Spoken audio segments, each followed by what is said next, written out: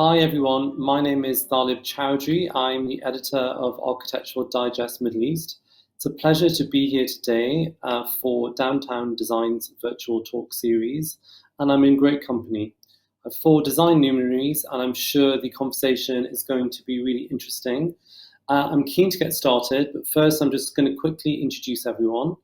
I see Aline Asmar here, who is somebody we featured in the magazine several times, lots of amazing projects which stitch together heritage and modernity brilliantly. The architect Jonathan Ashmore, who's based between Dubai and London, and who manages to combine this contemporary design practice with really great contextual design. We also have Meaad Hanafi, who is based in Saudi Arabia and has a really exciting design practice. And Marion, who's also in Paris and is a multi-hyphenate curator, author, and the founder of the design agency Ida M. So thank you for joining us, guys. Looking forward to getting started. So I'm going to start with a sort of scene-setting common question. When it comes to design, how do you think kind of culture influences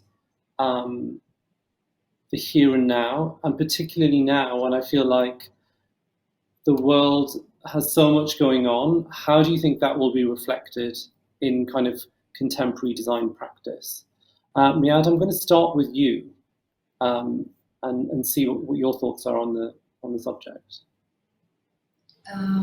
Well, my heart goes to everyone in the world upon this pandemic. It's a global issue. It's not just an issue that is in a certain area or a city or any of that. It's affecting all of us. As architects, culture has a very important role. And if I'm speaking in my region, in Saudi Arabia alone, it really acts as a melting pot of all these cultures. It's very diverse, it's very dynamic. I think it's interesting to see how accepting and open-minded the people are to these cultures. I think that influenced a lot of the urban fabric existing in Saudi Arabia. It's really interesting to see how design studios and architects, even interior designers, are being very multidisciplinary and very dynamic towards that issue. Now, within the pandemic, I think we're all being very conversational and sensitive. We developed a lot of empathy as architects towards the issue and towards also bringing that to our design and thinking process. There are a lot of factors that go into contemporary design. Culture being one of that, but at the same time we're being, as I said, we're being very open to new experiences and how the pandemic is actually affecting that, our behaviors and social distancing and all that. There's a lot of factors going into the design process and thinking of contemporary architecture. We're still trying to preserve the heritage, but people are looking at Saudi Arabia differently these days. It's a very modern look. It's a very modern take. We're trying to preserve as much as we can, but we want to deliver that to the world in a new atmosphere or spectrum. Thank you. And Jonathan, I feel like this is a particularly pertinent question for you because your work has a very modern impulse, but it also is often rooted in context. And how do you achieve that balance of creating something that is, unerringly modern, but also speaks to its context? I think in a way, design is actually a culture itself as well. It's constantly evolving, and it's all about this idea that it's obviously layers.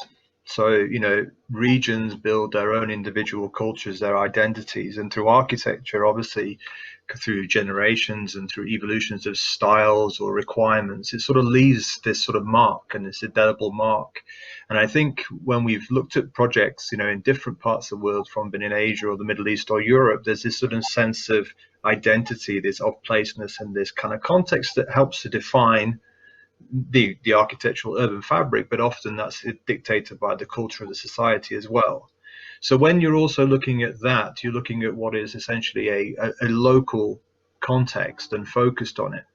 But like the pandemic has proven, it's also, we're very global. We're very kind of connected. And particularly at this point in time, this is one sort of situation that's affected nearly every person on the planet at one singular time, as we are. So what that means is you're able to look at things from a global perspective and sort of see this sort of progression and seeing what is the responsibility of design and architecture to solve these problems. What is this idea of this progression? But then what is it also within these sort of regional contexts that's worth saving or even worth celebrating? So I think it's key that we use this time and we use our resources and our perspectives to move forward and to really come up with in sort of innovative solutions, but never lose the sense of identity and never lose the idea that these old buildings or these original existing conditions in sort of parts of the city have value and they are what help to create culture. So they should be enhanced and continued. And, I think one of the biggest pushes that we hope will come across now is repurposing, going back, using things that are existing, looking at how we can layer both historical structures and new structures together so that we can reinvent them, which I think is also a big responsibility when it comes to climate and moving forward as a kind of a design family, really.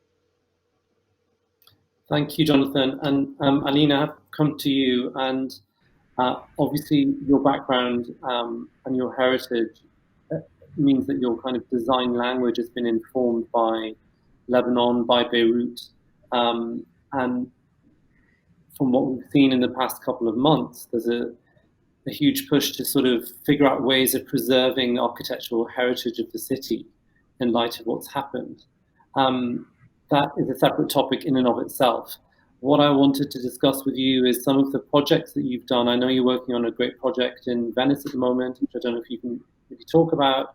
You've worked on sort of historical buildings in Paris, but how do you think your heritage has informed the way that you have approached those projects? Mm-hmm. Thank you for the question. Let me just say how happy I am to hear you all and be with you on this panel. It's really great. And actually, just this conversation means that culture is a winner.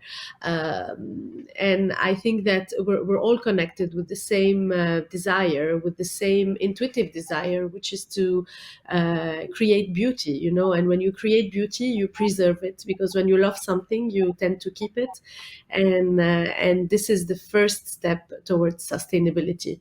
So coming back to my background and to Beirut, and with all the the difficult context today that there is in the entire world, but especially in Beirut with what has happened during the months of August and beyond, what has been happening since 1 year, of course the question of who we are and how do we carry our culture and this beautiful baggage, intellectual baggage in our mind, in our DNA, in our creativity, and how much it shapes us. I truly believe that culture is a means of resistance. I think that beyond buildings and beyond just preserving and beyond just rebuilding, I think that it defines who we really are, and it's the most genuine transmittable heritage, immaterial heritage that we can give to other generations. I'm really proud of where I come from. I'm so proud to be in Paris today and to be cultivating this cultural bridge between the Middle East and the West, let's say, East and West, and to always cultivate this, this genuine eye that you keep on the world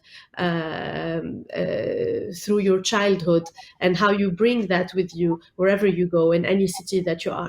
I think the responsibility is on every level. I think that I like to always repeat a very old sentence that says that architecture is a political act. I think that we are responsible of everything we do. As much as we are responsible of the message, we are also responsible of being sustainable, of repurposing, of upcycling, of considering the project we are working on, what it's going to leave as a trace, whether it is the beautified trace, or whether it is the waste that we are going to leave behind. So I think there are so many acts of responsibility, but there's also the voice. I think that the cultural bridging that I really defend is the fact that we should be proud of where we come from, that we come from a very beautiful heritage, which is the Arab world as a whole.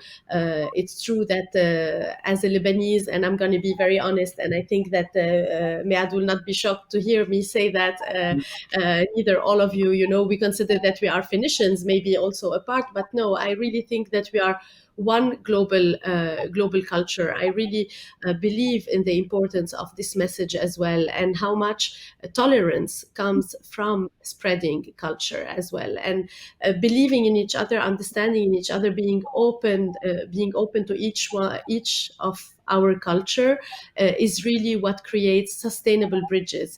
And these bridges are something that can go beyond religion, beyond borders, beyond beliefs, beyond anything else. So this is how, as architects, designers, creatives, I really think that we can contribute to the most peaceful dialogue in the world, and to the most elevated debate. My vision is that design as a culture is not now strong established.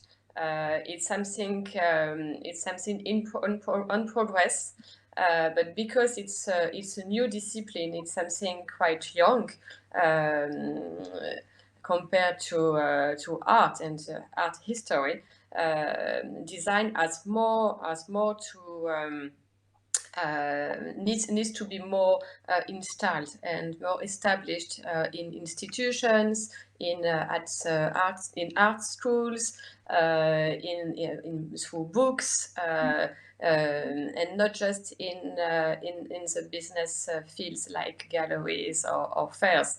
Great. And Jonathan, you're based between two very cosmopolitan global cities, Dubai and London.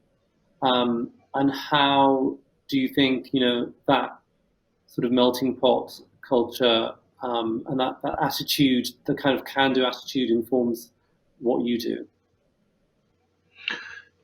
They are two quite different, but also two quite similar cities. And I think in a way they become hubs for their region, which has been a kind of a unique experience for us as a practice, being based, initially in Dubai and then subsequently building our team and our office in London as well. And I think what it was is that sort of seeing from Dubai, this sort of very transitional kind of society and many people from many different backgrounds, many different cultures.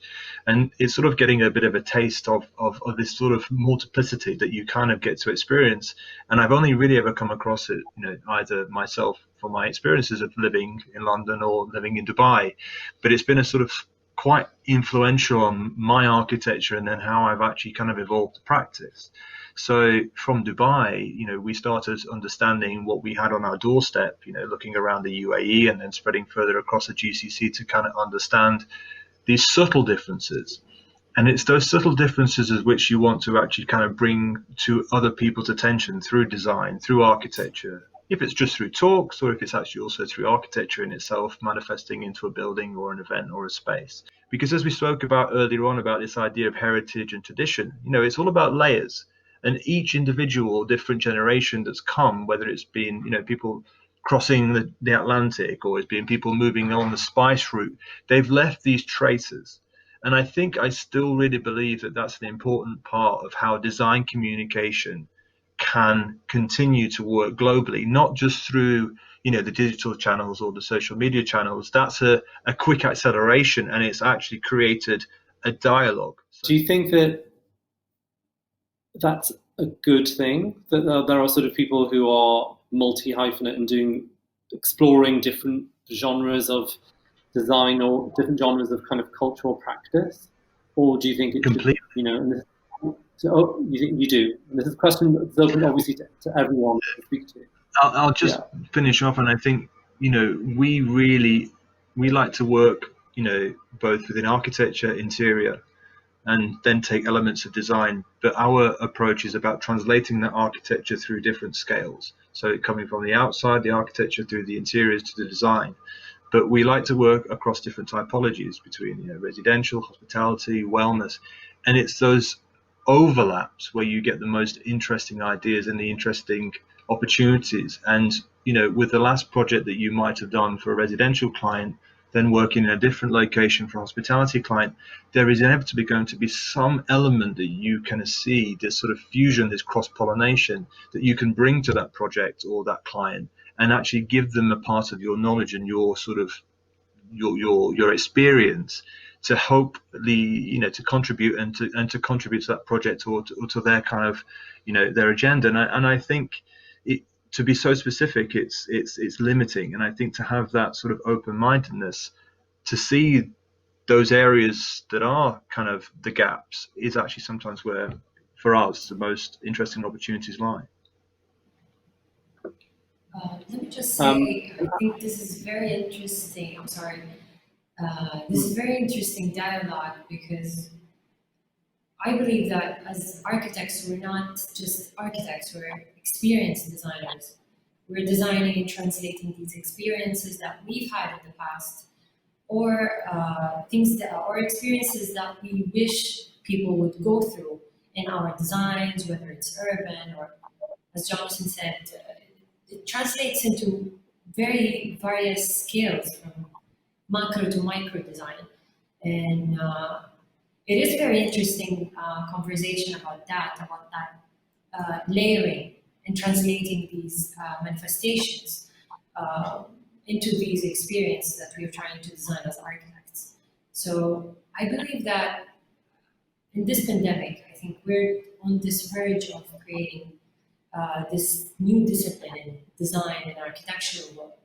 And I think it's very interesting that globally we're coming together and trying to solve these issues and taking it at a regional scale and trying to apply that into our own values and own experiences.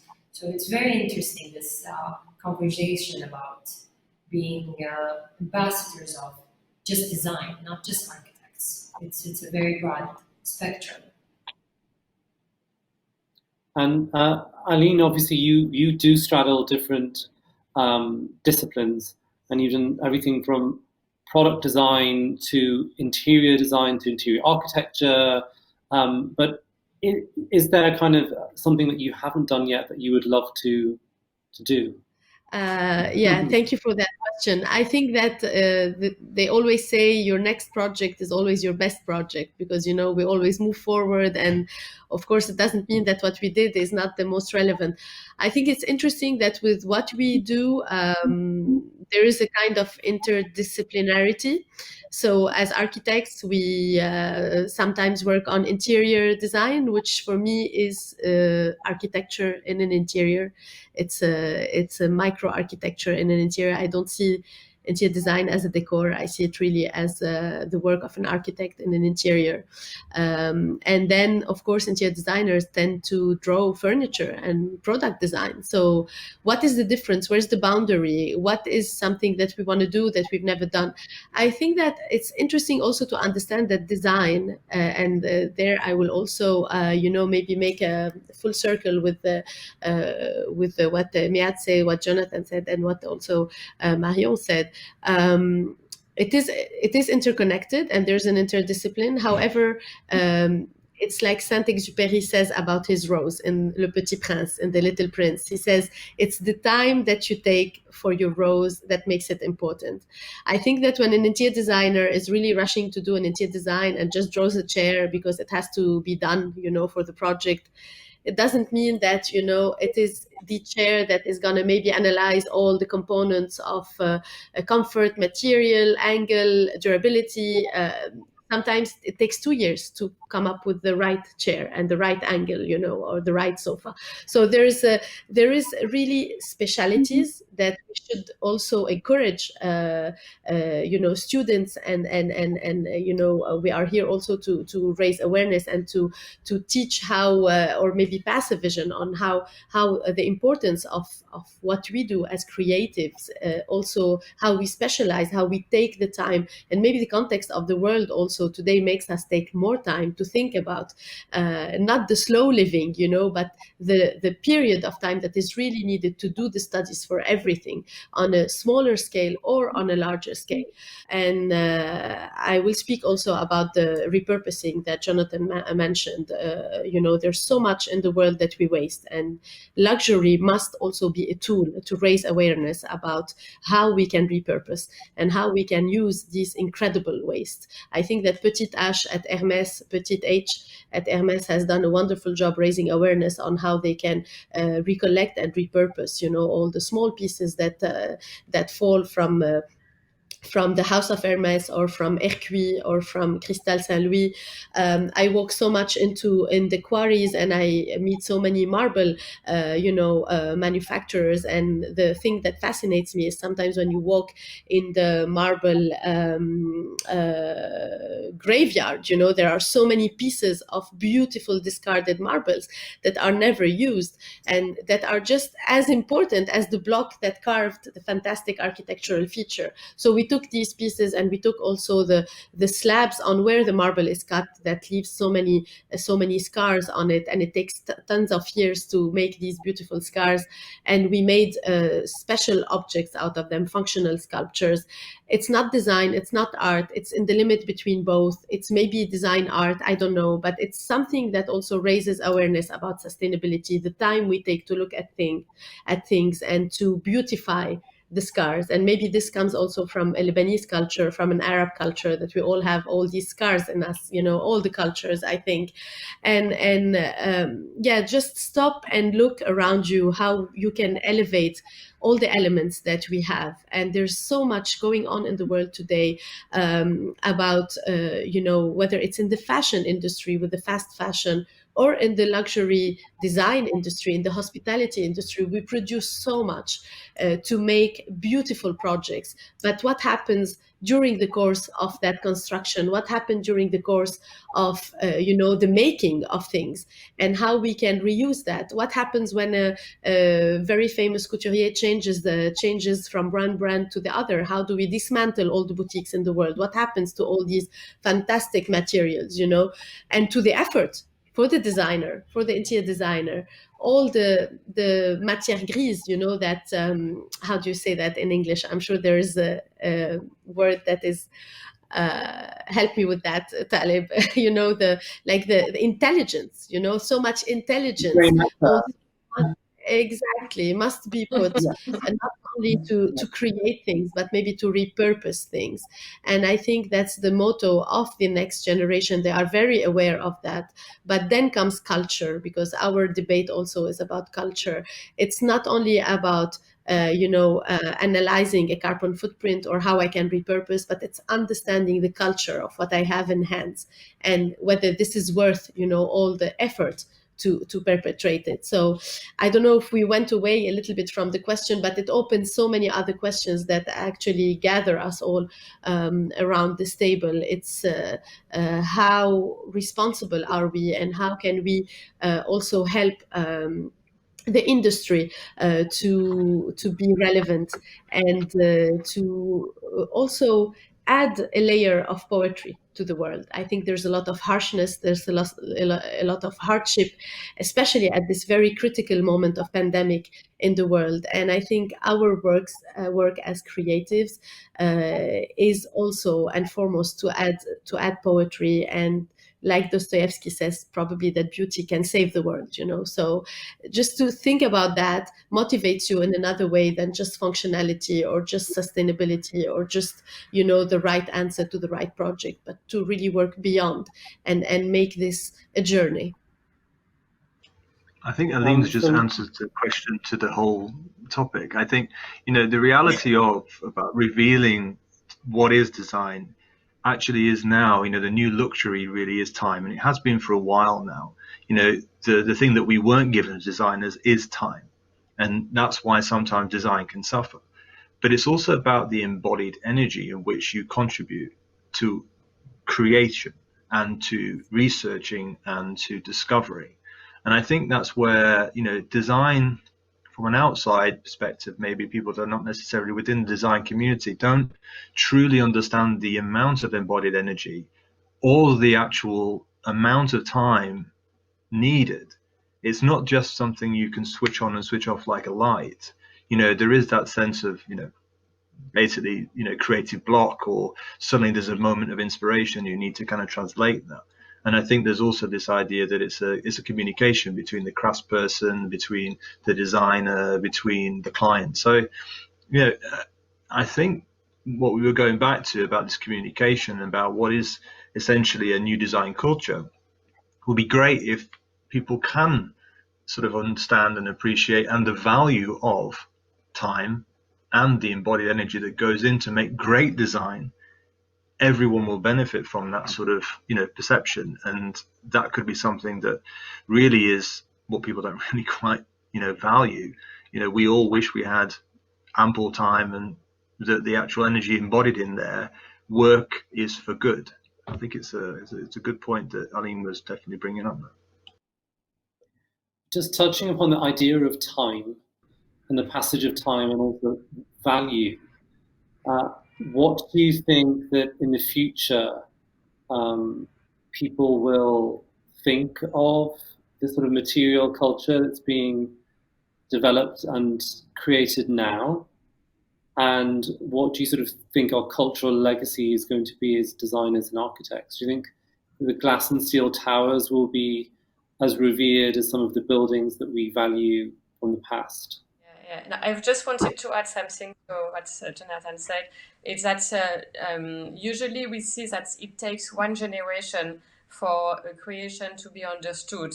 So it's interesting just to know that when we create something, it will be really understood by our child or children, and not necessarily by our contemporary. And sometimes it takes more time, and we have so many examples with great artists who have been misunderstood for all their careers. In Paris, we always have a big concern with modernity and heritage.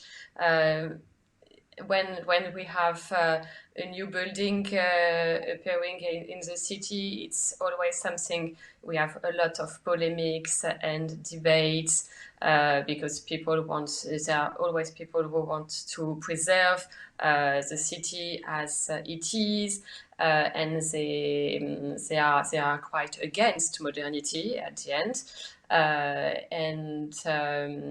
But we.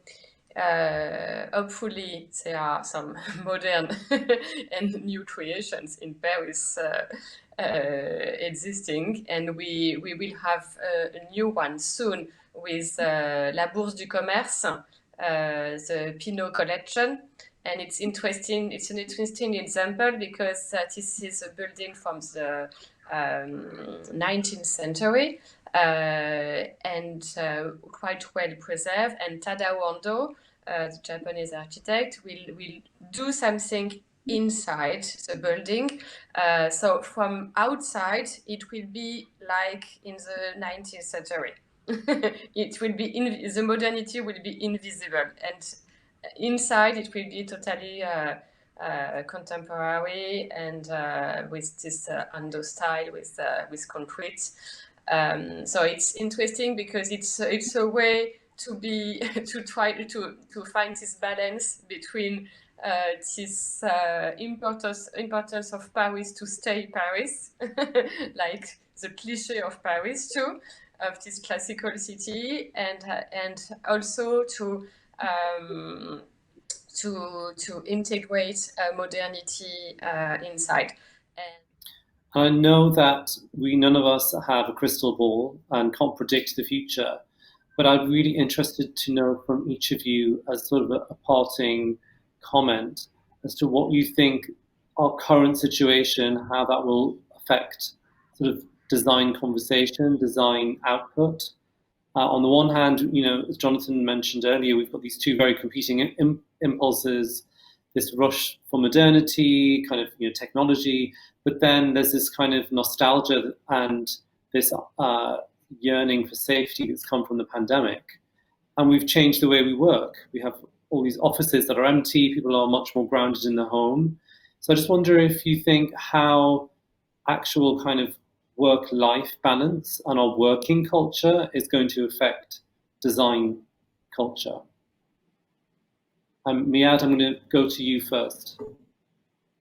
Yeah, I think it's very interesting that, as you mentioned, as Aline mentioned, that we're trying to find this balance between the nostalgia of the past and that poetry that we found interesting and carrying on those collective experiences through time, and trying to also look at a very brighter future. I mean, what happens now and in the future is not only affected by the pandemic. It's shifting our perspective. It's making us look into the design world very differently right now. We're being very sensitive, being very humble towards not just our culture as individuals, but as also humans and our basic needs, our basic experiences, and how we can carry this on and learn from what is happening now globally and try to evolve in that sense. It's very interesting also that we are trying to create identities through architecture and design and through many principles of design. And we are involving our personal identities in our work, whether knowingly or not, directly or not. But I think that personalization creates great design. It creates that baby that you're trying to nourish and make it grow. It's very interesting also to touch upon the vast growing economy. Its architecture is very related to that also in that sense. It's a business world. It's not just design. It has so many boundaries moving into each other and creating that mesh between different principles. I think we're now trying to be those ambassadors of design. We're trying to be, again, sensitive and humble, and opening these kind of dialogues and conversations are very important to understand each other's culture, not just an individual or regional culture. Marion, what do you hope the kind of positive design impulses from this moment will be? Yeah, I think that it's a very interesting time because we really can be more sustainable than ever, and sustainability is the key point for me. And it's not just sustainability in terms of materials, or it's also a kind of ethic, an ethic of how do you consume, how do you create. And I think it's a time that forces us to be more flexible, to be more creative, to cultivate likeness too. So for me, it's really a period of time where we can be maybe more true with what we do. Our generation really wants to break barriers. We want to work together. We want to share our skills. We want to be flexible. We want to dialogue, and it makes things more difficult usually when you put different people in the same room with different languages. It's always more difficult, but I think this is our challenge. It's a challenge of our generation to try to solve this kind of it's not problems. It's more finding a new common language that can help us to work better together. Jonathan, you were going to say something. Yeah, I think actually, to be honest, it's about responsibility. Maybe we've actually been awakened in this period that we actually should be more responsible, and to be honest, also learning that we're not indestructible. You know, we actually have a finite level. We are mammals, we are animals, we are on this planet, and Mother Nature is bigger than all of us. And I think what's even more interesting, I mean, I personally would be interested to see, you know, how can we shift our direction as a society, as a global society, so that we can live in more harmonious way with nature, so that nature starts to kind of rebuild, because essentially that's the only way we will survive. You know, and I think in that sense, and the mindset, it's about going back to the fundamentals. You know, like we said, we are mammals, we are living beings, as many other animals and insects and so forth on this land. So I think understanding that we are no different, and we have a responsibility, and it's probably the biggest cause through cities, through growth, through, you know, pollution, through waste. As Aline was saying, we now need to harness what we talked about, the time and energy that's already been taken up on this planet, and shift it into something where we reutilize that, so that in harmony, through architecture, through design, through clever innovation, and it will need technology, but we can actually work in more sort of parallel and more in harmony with nature.